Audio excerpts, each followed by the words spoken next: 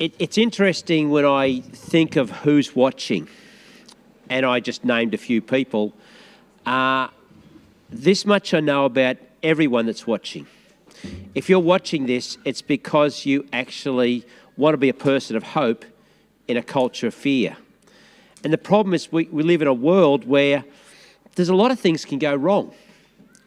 There was a dad that he came home early from work one day and he's walking past his 15-year-old son's bedroom, and he's shocked that the room's tidy, like his bed's made.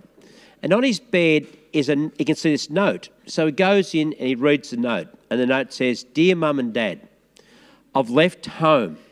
I've gone to live with my girlfriend. She's 16 and really mature, and we love each other a real lot. In fact, she wants us to start a family together, but she's just got to first get over her drug addictions. And we're hoping that, like, she's on bail at the moment, and we're hoping that when she goes back to court next week for the armed robbery she's part of, that she's actually not going to go to jail." And then it said this: "None of that's true. I'm over at my mate Jason's place, and I just want you to know, Mum and Dad, that there are many things in life far worse than my school report, which is under my pillow," right? That's a smart kid. That's a kid that understands the fears that parents can have about what can possibly go wrong with their children.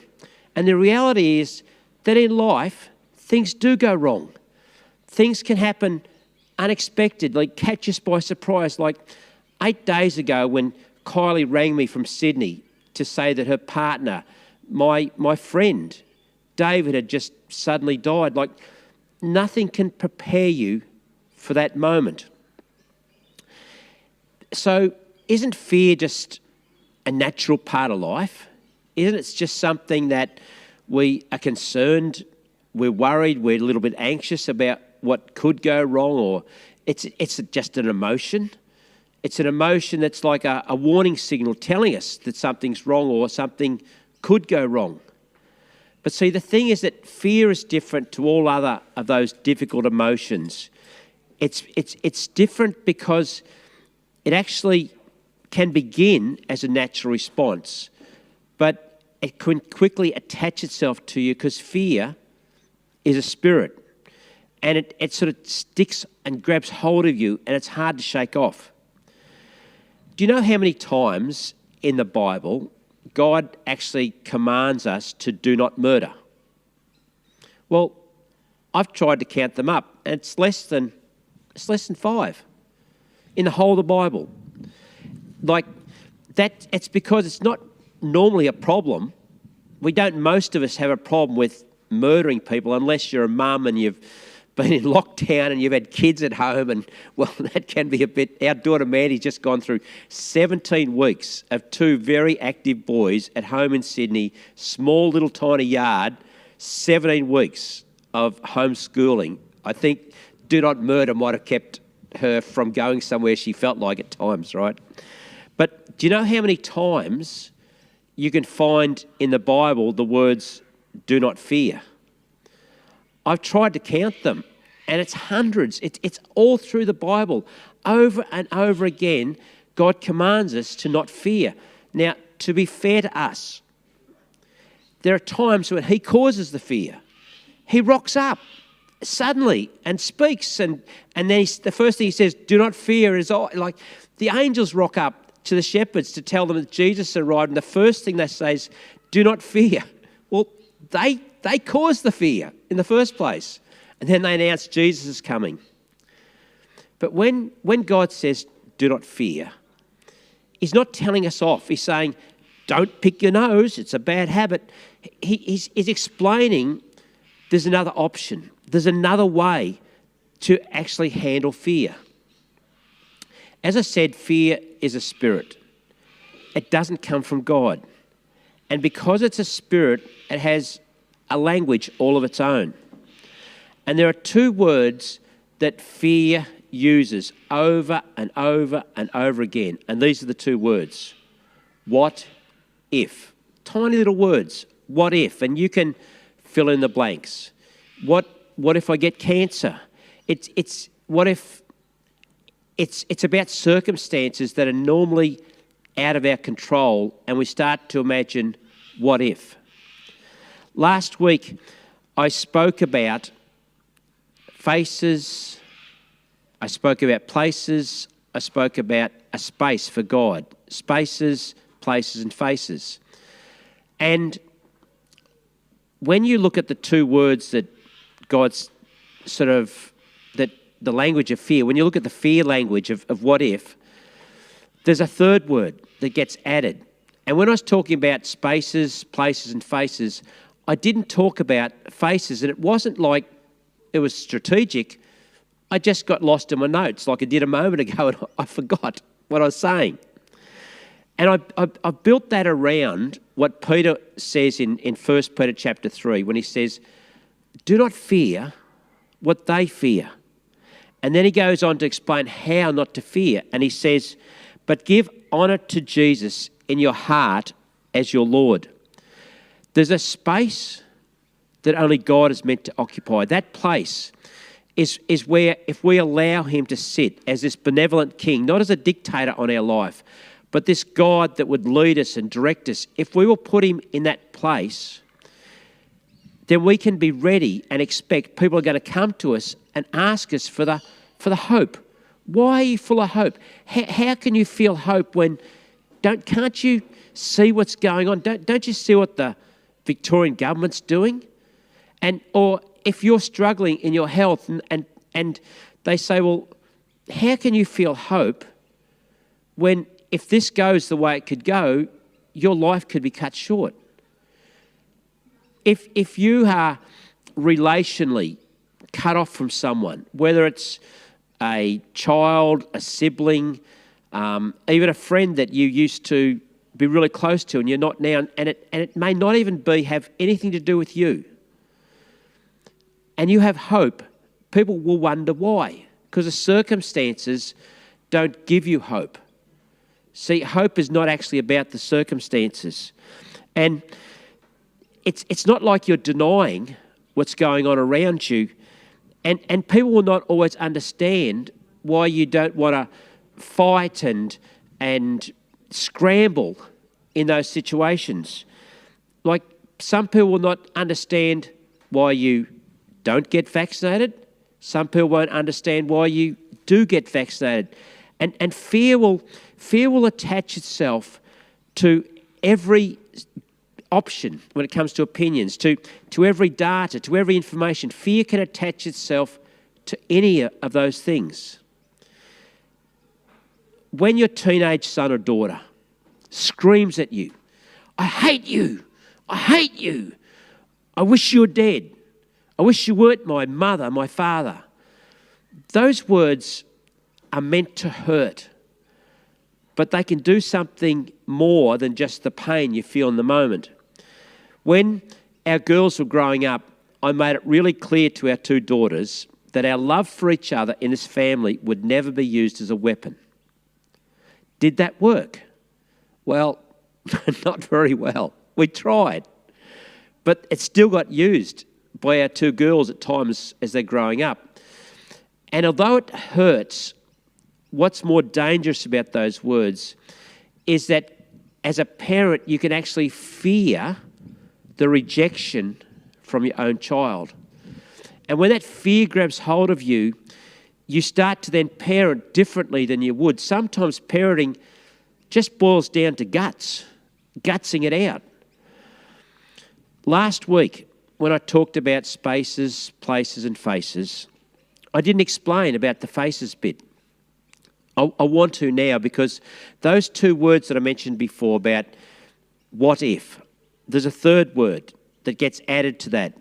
And it's the word that Moses used when God called him from obscurity in the outback to lead Israel out of captivity, out of Egypt. And Moses said this. He started off with what if. That's the language of fear. What if? And then he adds the third word, they. What if they? He said, what if they do not believe me?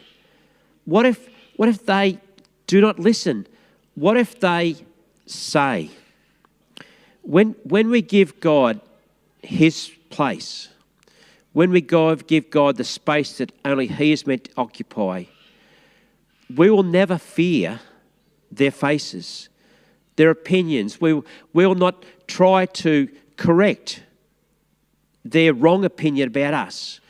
In fact, we'll be even willing to be misunderstood because their faces, their words, what we imagine they're thinking and saying, it will have no effect upon us.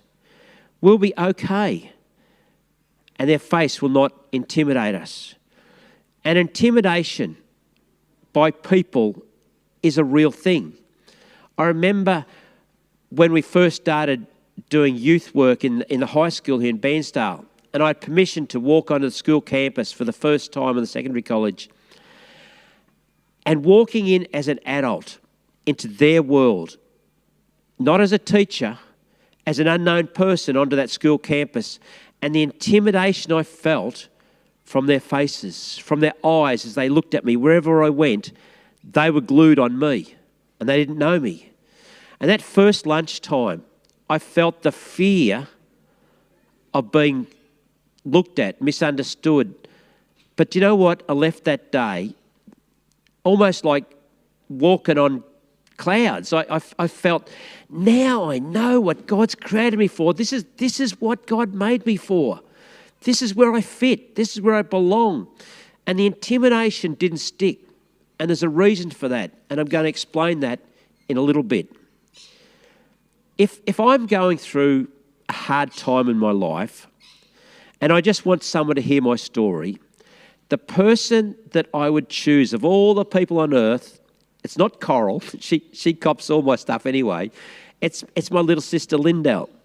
She's the person I would go to if I was having some relational conflict in my life and I just wanted someone to hear me and empathise and give compassion and comfort. I'd go to Lindell. And I want God to be like my little sister Lindell sometimes. But he isn't always like that. And there's a verse in Isaiah 51, and it begins this way, and this is God speaking. He says, even I, am the one who comforts you. I like that. It's warm and fuzzy. God's saying, hey, I'm the creator of the universe, and I'm going to comfort you. And then, straight after that, he says this, who are you to be fearful of people? Who do you think you are? Who are you to be fearful of people? It's not all about you. That's not very Christian. And that's what God's saying. God's saying, who do you think you are to be fearful of people? I'll tell you who you think you are. You think you're the one in charge of your life. You're the one that thinks they're in control of everything going on around you. You have put yourself in a space, in the place that only I'm meant to be. Because God asked this question straight after this. He says this, have you forgotten how big I am? Have you noticed that God's big? It's interesting, in the Old Testament, it focuses on how big God is.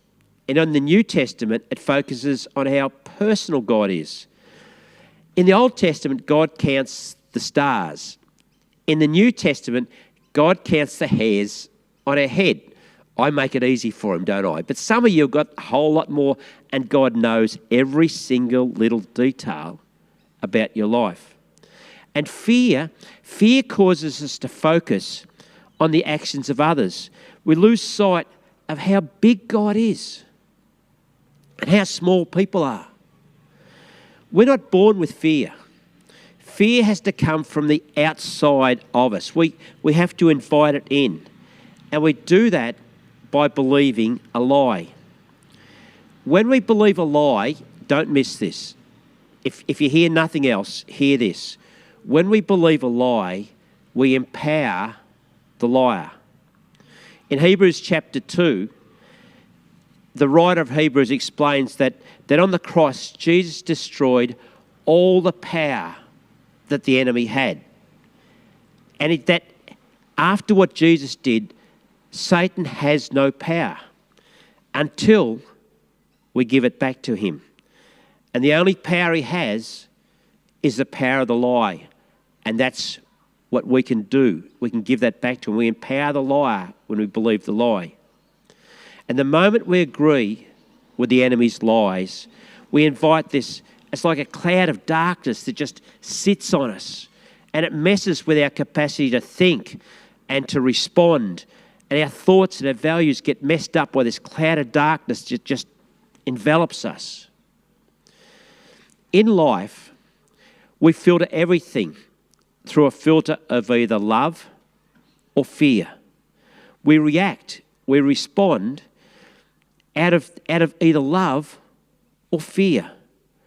And the good news about Hebrews chapter 2 is that Jesus came. He came to set us free from this bondage that can actually grab us for our whole life. He came to set us completely free of fear. And when God says, do not fear, it's not a command he wants us to do on our own. It's an invitation into this grace partnership with him. And I'm going to show you how it works. When our girls were young, there was a person in our life called Paul. Paul was a very angry, violent individual here in Bairnsdale. His whole body was tattooed, and he was in love with power, powerful machines, powerful guns, anything with power he loved. He was intrigued by God, but he didn't quite know how to respond to God. And when he was angry at God, he was angry at me, because for Paul, I represented God in his life. And one night when we were at church down in Pearson Street, there was a little block of land just near the church where people would park on, a vacant block of land. And Coral had been playing keyboard that night, and she went home. She's taking the girls home early to put them into bed. So we left halfway through church, and I just went out intending to go back into church. I went out to help her put the girls in the car, and she'd go home. And so in the dark, I'm helping her, and suddenly this car came screaming down the road in Pearson Street and sort of cut us off, stopping Coral going anywhere. And Paul gets out of his vehicle and he comes screaming at me and going, I'm going to kill you! I'm going to kill you! I'm going to kill you! And he's swinging his arms. He's trying to take my head off. And I don't like being punched. I don't like getting hurt. And so I can remember grabbing his arms, and then I did this. I said, Paul, I want you to feel this. And I grabbed him and I just drove him backwards in the middle of the road in a figure of 8, and then I brought him to a stop.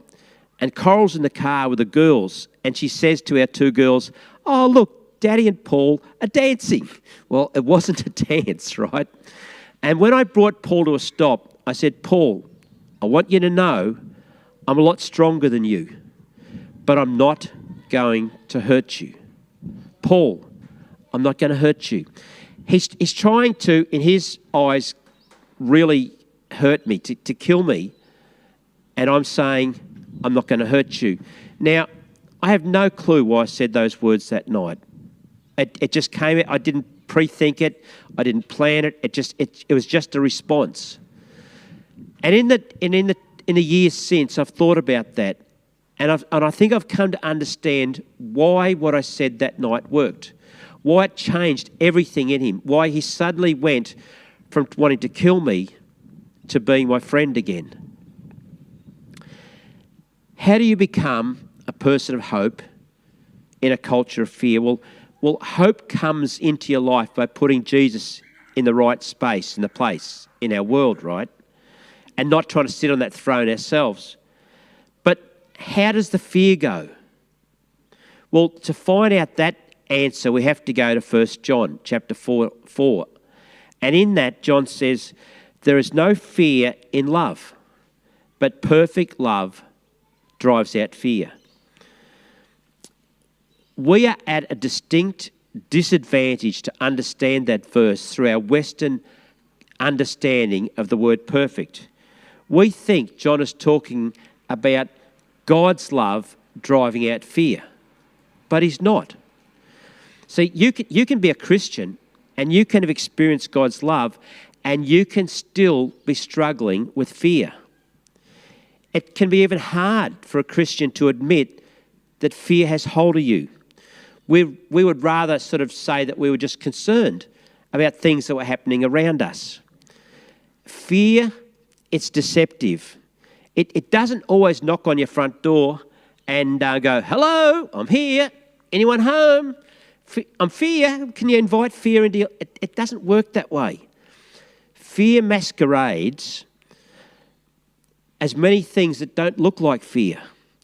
Peer pressure is not pressure from your friends, it's pressure from within you. When I was a teenager, and one of the culprits could be watching right now, so just I hope you remember this, right? But when I'm a teenager, we were swimming in a dam up at Donald, and as we got out, our feet were covered in this black mud. And a couple of my friends, they got me to kiss their muddy feet. And I didn't do it because of peer pressure. I did it because inside of me, I feared rejection. It was in me, the fear of being rejected by my mates if I didn't do this. And if you look at, say, sexual intimacy, probably right, mainly outside of marriage, if you peel away all the reasons, for some people, sometimes it's actually not something you do out of love, it's the fear of being rejected if you don't. The fear of rejection is very real, and it's not love. And the strange thing about fear is that it can actually feel good sometimes. It can feel good for a season. It can feel like camaraderie, acceptance into a tribe that's gathered around a mutually shared fear. People find purpose in fighting a common enemy, and fear unites people. If you look at those recent gatherings of the building trade in Melbourne, they were united as one voice, but it's a voice against the fear of what a very dictator-type government is doing right now. When it comes to decision-making, if ultimately the reason you're making a decision is to reduce the pressure that you feel in the moment, you'll nearly always make the wrong decision. Why? Because fear is driving that decision. And fear, it's like it's a ventriloquist. It's like you think your mouth's moving. You think that it's your thoughts going on. It sounds like you, but they're lies that the enemy has put into you. And it sounds like your voice, but it's actually coming from him, things that you believe. And fear is contagious. It's passed through social interactions. It's passed through social media. It has a language of its own. It has a set of beliefs. And John tells us that perfect love drives out fear. Now that word drives out, the Greek word, it's a very powerful word. It's almost violent. It's to hurl. It's to throw it. It's not weak. It's a very strong word. It's almost aggressive. And we think John is talking about God's love, because that's the only love that we think is perfect, that we consider is perfect. But the word perfect, it should much better be translated complete. And it comes from common use back then when it was describing growth and stage, the physical growth and stage of a human being. Now, if you are a 6-month-old baby and filling nappies, you're a complete 6-month-old baby. But if you're 16 and you're still filling nappies, you have a problem, right? You are not a perfect 16-year-old if you are having a trouble in that area. And John is teaching us about God's love that's completed in us at our particular growth and stage of our Christian walk with God. Because You can be a 6-month-old Christian, just a little baby Christian, and God's love can be completed in you, and you can be free of fear. These mozzies are ferocious here. Or you could be a 16-year-old Christian, and that love of God is not completed in you, and you are struggling with fear. Because for God's love to be completed in you, for your age and stage of growth as a Christian, something has to take place. So what is that? What does completed love look like? Okay, just a little buzz of this, thanks. It's not deodorant, it's Eagle Point Mozzies, thanks, Kath.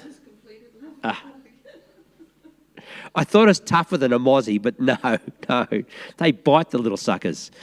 So John tells us in the next breath about how God's perfect love sets us free, how love drives out fear.